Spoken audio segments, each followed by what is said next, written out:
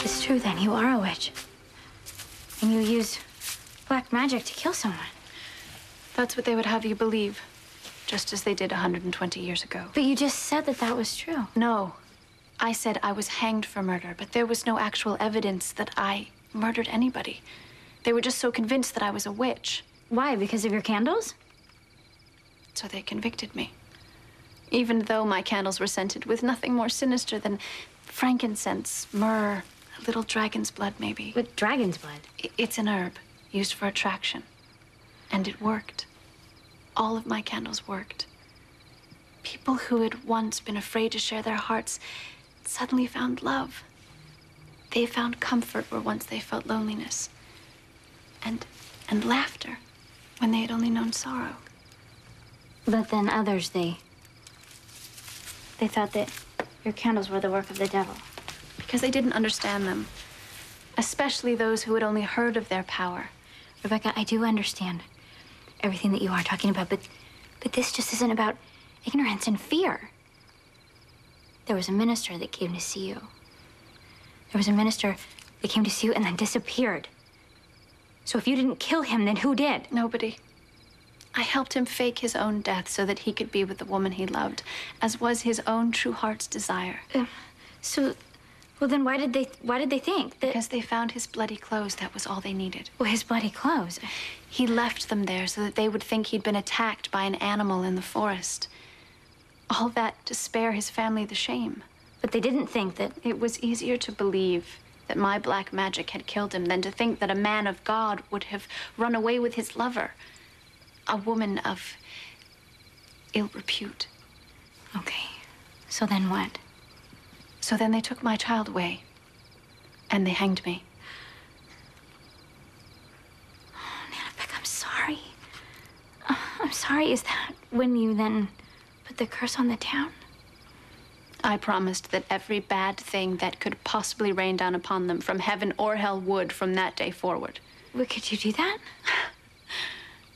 I made candles, my sweet. I couldn't put a curse on a fly, let alone a whole town. But they were so caught up in their own hysteria that they believed it.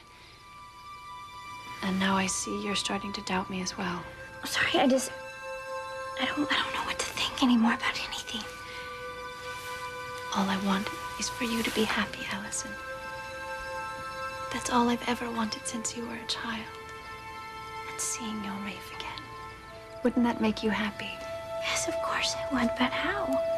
You made me appear by believing. You can make Rafe appear the same way.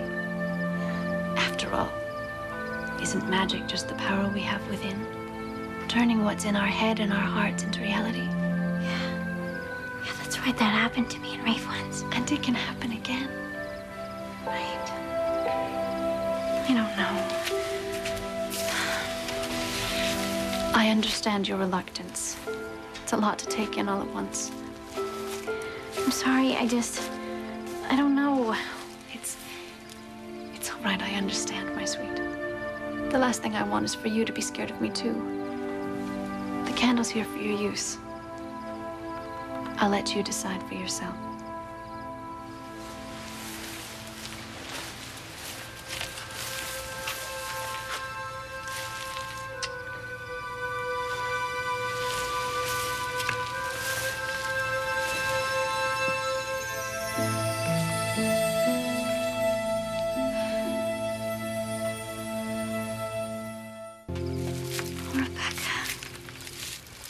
I do want to believe you. I want to believe that you can bring Rafe back to me more than anything. Someone left a candle outside our apartment. Anyway, I brought it inside and I lit it, and there was such peace. This ancient-looking candle, it's actually pretty cool. You would have told me if there was something wrong with the candles.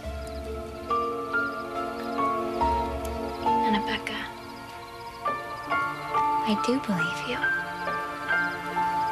I do believe.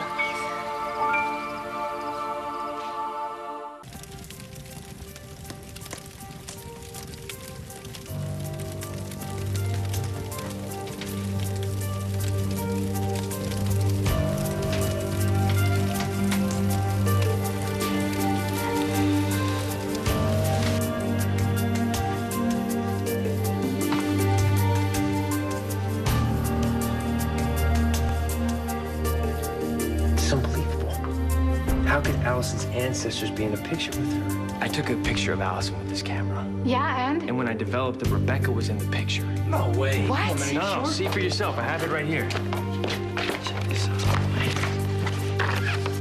Rebecca's not in it. Just Allison. No. No, she was there. Okay. I know you're there.